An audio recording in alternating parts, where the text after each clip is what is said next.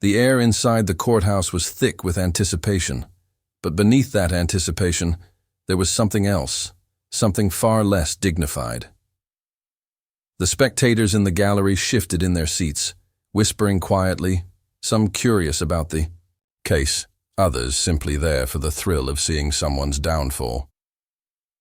Among the chatter, the two uniformed police officers stood out the most. Leaning against the wooden paneled wall near the defendant's table, they radiated a smugness that was both palpable and uncomfortable to anyone who cared enough to notice. They had seen countless men and women in this exact position before, nervous, shackled, trying to pretend they weren't terrified, and to them, this defendant was no different. The man in the chair didn't look like much to them. He was tall, his shoulders squared but relaxed, his hands resting calmly in his lap even though they were bound by cold metal cuffs. His suit was simple, neatly pressed, but not flashy. His face was composed, almost unnervingly so, and his eyes seemed to be watching everything and nothing at the same time. He gave off no hint of panic, no sweat on his brow, no tapping of his foot like most defendants waiting to hear their fate. And yet, rather than see his calmness as strength, the two officers saw it as arrogance. They nudged each other with their elbows, their lips curled in derisive smirks. Another one who thinks he's too smart for the system, one of them muttered under his breath, but loudly enough for those nearby to hear. "Give it a few more minutes and he'll be begging for mercy," the other chuckled, shaking his head. "Yeah, bet he thought he could outsmart us. They always do. Look where it got him." Their laughter was sharp, cutting through the low murmurs of the gallery. A few people turned to look at them, uncomfortable, but unwilling to speak up. After all, they were officers of the law, men in uniform, figures of authority. Most knew better than to challenge that, but the man in the chair heard them. He slowly lifted his gaze, his eyes locking on the two officers, with a calm so unsettling that, for just a brief second, the laughter caught in their throats. His stare wasn't angry, wasn't emotional. It was simply steady, piercing, as if he were silently peeling back the layers of who they were. It made them shift slightly, though neither wanted to admit it. To cover their momentary discomfort, one of them smirked even wider. "What you looking at? You'll be gone soon enough." The defendant didn't reply. He simply lowered his eyes again, returning his attention to the table in front of him, as though their words were of no importance at all. That silence was infuriating to the officers.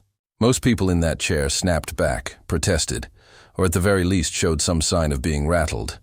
But this man, he gave them nothing, and nothing, in that moment, was far more dangerous than rage. Minutes dragged on, the clock ticking, loudly on the courtroom wall. The judge had not yet arrived, and the prosecutor shuffled through his papers, rehearsing in his mind the case he believed would be straightforward. The defense attorney sat silently next to the man, glancing at him from time to time, trying to read his expression but failing. The attorney had represented countless clients over the years, but this one was different. There was no fear, no despair, not even annoyance. There was only composure, as though the entire trial was just a formality that didn't concern him in the slightest. The two officers, sensing the room's boredom, felt emboldened to push further. "Think he'll cry when the sentence is read?" one whispered, his voice dripping with mockery. The other snorted. "Happens every time. They sit there like statues until reality hits them. Then the tears come pouring out." They both chuckled again, their voices low, but not low enough to avoid notice. Some in the gallery exchanged uneasy looks, while others stared straight ahead, pretending not to hear. The disrespect was obvious. But who was going to call out the cops in the middle of a courtroom? Once again, the man raised his head, his eyes meeting theirs. This time, the look lasted longer. His gaze was calm, unblinking, almost surgical in its precision. It was not a glare, not a scowl, but a look of someone who had measured them completely and found them lacking. The effect was subtle, yet powerful. The officer's laughter faltered again, the second time now, though they quickly masked it with forced grins. They told themselves he was just trying to intimidate them, just another criminal putting on a show of toughness. But deep down, an unease was beginning to grow. An unease they couldn't quite explain. Around the room, the atmosphere began to shift. The spectators, once murmuring and restless, fell into a strange hush. It was as though everyone could feel something just beneath the surface, something hidden about the man in the chair. Even the prosecutor, though still shuffling his papers, found himself stealing glances at him, wondering why he seemed so unfazed. Defendants usually avoided eye contact, but this man welcomed it, controlled it, used it. It wasn't arrogance, it was certainty. And certainty was dangerous in a place where lives could change with a gavel strike. The officers, stubborn in their pride, refused to admit what they were feeling. One leaned closer to the other and whispered, "He's probably just some low-level thug who thinks he's better than he is. I bet the judge will throw the book at him." The other nodded, though his voice carried less conviction than before. "Yeah, he'll get what's coming." But neither of them fully believed their own words. That calm, that silence, that unwavering gaze, it all gnawed at them like an itch they couldn't scratch. Finally, the door behind the judge's bench opened, and the bailiff announced loudly, "All rise." The courtroom stood, the defendant included, his movements deliberate and precise. The judge, an older man with sharp eyes behind his glasses, entered and took his seat. "You may be seated," he said, his voice carrying the authority of decades on the bench. The room settled into silence. The trial was about to begin. But even as the formalities were carried out, the two officers couldn't shake the memory of the defendant's eyes boring into them. They had laughed, mocked, and ridiculed, certain that he was powerless. Yet in the quiet moments before the case began, they both felt an unfamiliar chill creep up their spines. It was as though they had unknowingly stepped into something far bigger than they could comprehend.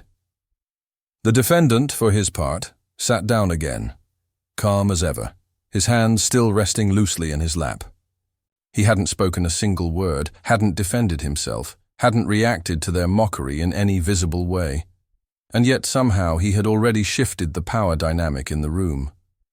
The officers didn't realize it yet, but they were no longer the ones in control of the narrative. The man in the chair was, and though they laughed on the surface, deep inside, the seed of dread had already been planted. The sound of the judge's gavel striking wood carried through the courtroom like a thunderclap, instantly silencing any remaining whispers. Everyone shifted forward in their seats, eager to watch the case unfold. The prosecutor rose, smoothing his suit, his voice dripping with the kind of confidence only a man certain of victory could muster. He carried himself as though this was already over, as though the defendant in the chair was nothing more than another checkmark on his career record. "Your Honor," he began with an authoritative tone, "the state intends to prove that the man sitting before you is guilty beyond all doubt. The evidence we've gathered paints a clear and undeniable picture." He gestured dramatically toward the table where a neat stack of files sat waiting. The gallery leaned in, curious to see what kind of man this defendant really was. The two officers, still stationed near the back wall, smirked knowingly, as if each word from the prosecutor was confirmation of their earlier laughter. As the prosecutor laid out his case, fabricated timelines, distorted facts, pieces of evidence, twisted to serve his narrative, the defendant remained still. Not once did his face show alarm. Not once did his body betray even the slightest nervous tick. He sat as though he had all the time in the world, his eyes watching each player in the room. The defense attorney leaned over occasionally, whispering questions or offering clarifications, but the man simply gave a slow shake of his head, as if he already knew the outcome. The prosecutor's confidence grew as he spoke. He mistook the defendant's silence for weakness. "As you can see, Your Honor, this man believed himself untouchable. He acted without regard for the law, assuming he was above consequence. but no one is above the law." The words hung in the air, sharp and accusatory. The officers exchanged a glance, stifling a laugh. One whispered under his breath, "Above the law? He won't be above the bars once this is over." They snickered, oblivious to how misplaced their humor was. The judge listened intently, occasionally jotting notes, his expression unreadable. But it wasn't the judge's face that carried the story of the moment. It was the room itself. The gallery shifted uneasily, sensing the prosecutor's confidence, yet drawn toward the strange calm of the man in handcuffs. There was a quiet strength in him, something that didn't match the words being hurled his way. Finally, after what felt like hours of dramatic accusations and evidence theatrics, the judge turned toward the defendant. His voice was steady but tinged with curiosity. "Does the defense wish to respond before we proceed?" The room held its breath.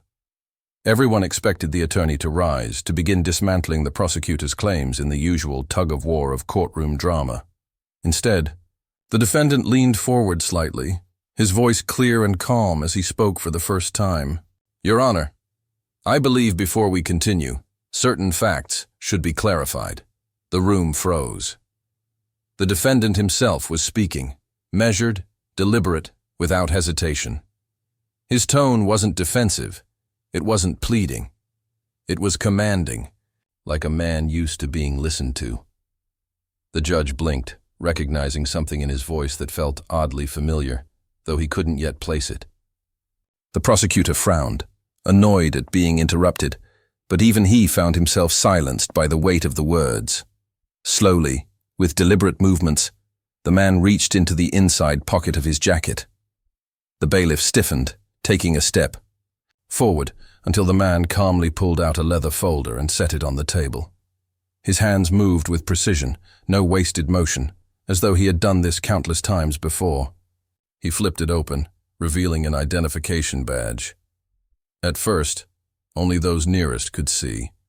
The defense attorney blinked, then leaned back with a stunned expression. The prosecutor squinted, confusion flashing across his face. Then the judge leaned forward, his eyes widening behind his glasses. Bold letters glared from the badge, impossible to mistake.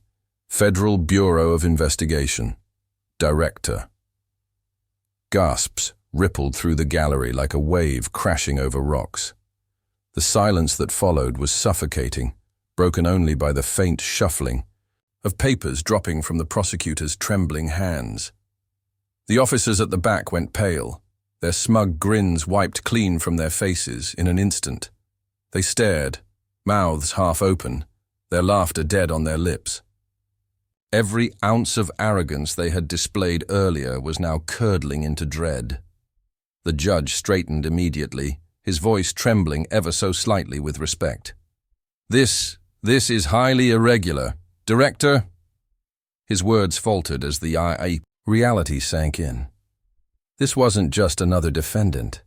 This wasn't even an ordinary agent. This was the head of the most powerful law enforcement agency in the country. The man they had cuffed, mocked, and laughed at was the very person who oversaw operations that reached into every corner of national security. The prosecutor stumbled over his words, his face flushed red. Your Honor, this must be some kind of mistake. Surely. But even as he spoke, the certainty in his voice crumbled. No one in their right mind would dare to forge such credentials, not in a federal courtroom, not in front of a judge. And the composure of the man before him left no doubt. The FBI director rose slowly to his feet, his cuffs still clinking softly against the table. The sound was sharp, almost mocking in its irony. "With your permission, Your Honor," he said evenly, "I believe these can be removed." His eyes flicked to the bailiff, who, after a nervous glance at the judge, hurried over and unlocked the restraints. The director rubbed his wrists briefly, then smoothed his suit with quiet dignity. The two officers at the back felt their stomachs drop, as though the floor had vanished beneath them. Their earlier laughter replayed in their heads like a cruel echo. They remembered every word they had said, every smirk, every mocking glance. And now each one felt like a nail in their own coffins. They weren't dealing with just another defendant. They had mocked the very man who had the power to investigate, discipline, and dismantle careers with a single order. The director's voice filled the room again, steady and undeniable. It seems there has been a grievous error, one that I will not allow to pass without acknowledgement. Not only were false charges brought against me, but the very integrity of this courtroom has been compromised by misconduct, arrogance, and a failure to uphold the standards of justice. His eyes swept across the room, lingering on the officers, whose faces burned with shame. The prosecutor opened his mouth to protest, but no words came out. He was drowning in his own humiliation, realizing that every carefully constructed lie he had built was about to collapse under the weight of truth. The judge's pen scratched furiously across his notepad, his expression stern and apologetic all at once. The gallery sat in stunned silence, some covering their mouths in shock, others staring wide-eyed at the revelation. People who had once whispered about the supposed guilt of the man now looked at him with awe, unable to reconcile how close they had come to witnessing the unthinkable, the false prosecution of the nation's top law enforcement officer. The officers, however, felt the silence differently. To them, it was suffocating. Every second stretched into an eternity, every breath a reminder of their humiliation. They remembered how they had mocked him, mocked the director of the FBI, as though he were nothing. Their arrogance had blinded them, and now that blindness had left them standing exposed in front of everyone. The director didn't raise his voice. He didn't need to. His calm authority was more powerful than any shout. "This is not simply about me," he continued. "This is about what happens when the system forgets the values it was built upon. When those entrusted with power use it for their amusement, their pride, their bias, justice itself is mocked." His words pierced the room like arrows, leaving no one untouched. Even the judge shifted uncomfortably under his gaze. The prosecutor sank further into his chair, his hands trembling. And the officers, once so bold, now stood stiff, their eyes darting toward the exit as though they could somehow escape the weight of what had just unfolded. But there was no escape, not for them. The silence in the courtroom after his words was unlike anything most of the people present had ever experienced. It wasn't just the kind of silence that comes when people are too stunned to speak. It was heavier than that, like a weight pressing, down on every chest, making each breath feel deliberate and loud. The FBI director stood at the defense table, now free of his cuffs, and he didn't need to slam his hands on the desk or raise his voice to command the space. His very presence seemed to expand, to fill every corner of the courtroom, and all eyes were on him. The prosecutor sat frozen, his carefully rehearsed speech discarded like meaningless scraps, his mind scrambling for explanations that didn't exist. The judge's pen had stopped moving, resting against the notepad, as if even the gavel itself had been silenced by what had just happened. The two officers, the very same men who had laughed only minutes ago, stood rigid at the back of the room, their once casual poses now betrayed by the sweat beading on their foreheads. Their smirks were gone, their lips pressed tightly together as if sealing shut their regret. They didn't want to remember the things they'd said, the jokes about begging and crying. But memory was merciless, and every word replayed louder, in their minds now that they knew exactly who they had mocked. The director reached into his inside pocket again, this time retrieving a small notepad. The sound of the leather cover sliding against fabric was soft, but to the two officers, it may as well have been the cocking of a weapon. They swallowed hard, shifting uncomfortably as his eyes scanned the room once more. He didn't need to point at them. When his gaze landed on them, everyone in the courtroom instinctively turned their attention in the same direction. Suddenly, their presence felt far too exposed, as though every spectator, every lawyer, every reporter had just realized that they were the very officers who had treated the defendant with open contempt. With a measured hand, the director flipped open the notepad and began to write. The scratching of his pen on paper was the only sound in the room, a steady rhythm that amplified the officers' dread. They had no idea what he was writing, names, badge numbers, perhaps an official order, but they knew it was about them. The feeling of being documented by the man who ran the FBI was like watching the ground beneath their feet collapse inch by inch. When he finished, he tore the page from the notepad with a slow, deliberate motion and slipped it back into his pocket. His voice was calm as he finally spoke again. "Your Honor, I respectfully request that this farce of a trial be dismissed immediately. Not because it concerns me personally, but because what has transpired here today is a disgrace to justice. False charges, fabricated evidence, and officers of the law mocking a man presumed guilty before a word was spoken. This cannot stand." The judge's gavel struck the block sharply, almost as though it were apologizing for its earlier silence. "The charges are dismissed," the judge declared firmly. His voice, though steady, carried an undertone of shame. He adjusted his glasses, his gaze briefly flickering toward the prosecutor, who now sat slumped, his career unraveling before his very eyes. The gallery erupted in murmurs, shock and disbelief washing over the room in waves. What had started as a routine case had transformed into something no one would ever forget. But the director wasn't finished. He took a step forward, his shoes echoing softly against the polished floor.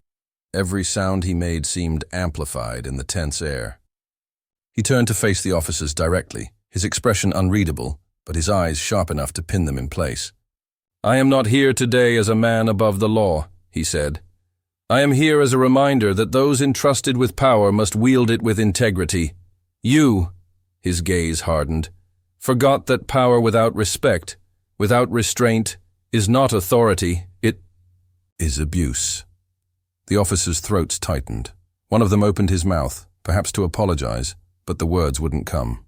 They both felt the stares of the entire courtroom drilling into their backs, branding them with humiliation that would outlast this day. They had thought themselves enforcers of the law, untouchable in their uniforms, yet in a matter of minutes. They had been reduced to examples, living warnings of arrogance unchecked. Two men in suits, the FBI agents who had been sitting quietly in the gallery the entire time, now stood and walked forward. Their movements were smooth, professional, but they carried with them an air of unshakable authority. The crowd murmured again as the agents positioned themselves just behind the director, silent sentinels awaiting his word. It was clear now that he had never been alone, never without the means to reveal the truth at any moment. The irony stung. The officers had laughed at him while his own people sat in plain sight, watching, waiting for the right moment. The director looked back at the judge, his expression softer now, though his words remained sharp. "Your Honor, I trust you will ensure this courtroom never forgets what has happened here today. Justice is not a performance, nor a stage for pride. It is the foundation of trust between the people and those sworn to serve them. When that foundation cracks, it is not criminals alone who must be held accountable." His meaning was clear. The judge nodded solemnly, his eyes heavy with acknowledgement. The prosecutor buried his face in his hands. His career finished. He knew the lies he had told would not simply vanish. They would be investigated, dissected, and used against him. The officers stood stiff, their uniforms suddenly feeling like chains instead of shields. For years, they had worn the badge as a symbol of untouchable authority, but in that moment, stripped of respect and dignity, the badge felt meaningless. The director turned, his agents flanking him, and began to walk toward the exit. His strides were steady, unhurried, yet each step felt like a drumbeat, marking the end of an era for the men he left behind. He didn't need to raise his voice, didn't need to call for their arrest on the spot. His silence was punishment. Enough. A silence that promised consequences would come, not in the loud spectacle of the courtroom, but in the quiet, methodical way the Bureau handled its business. The officers watched him go, their knees threatening to buckle under the weight of what they had just witnessed. They had mocked a man they believed to be powerless, laughed at his supposed downfall, only to discover they had ridiculed the most powerful law enforcement figure in the nation. And now, their names were written down in his book, recorded forever. They knew in their bones that their careers were over. Worse than that, their reputations, their pride, their very identities as officers had been shattered in a single afternoon. The gallery stood as the director passed, some out of respect, others because they didn't know what else to do. Reporters scribbled furiously, realizing they had just witnessed a story that would dominate headlines for weeks, perhaps years. A few spectators shook their heads in disbelief, whispering to each other about the arrogance of men who had dared to laugh at someone they should have feared all along. When the heavy wooden doors closed behind him, the courtroom exhaled collectively, as though the atmosphere itself had been released from a vice. The gavel struck again, but no sound could erase what had just taken place. The story of that day would spread like wildfire, about the two officers who laughed at a man in handcuffs, only to learn he was the FBI director. And for the officers, the lesson would haunt them forever. Every time they put on their uniforms, they would remember the eyes of the man they had mocked, the silence that followed their laughter, and the weight of a notepad slipping into his pocket with their names on it. Respect, they learned too late, was never optional. It was the line between honor and disgrace. The story ended not with handcuffs clinking or angry shouting, but with a silence so deep it felt eternal. A silence that carried a message more powerful than any verdict. That arrogance collapses, pride crumbles, and the truth, no matter how long it hides, will always walk out the door with its head held high.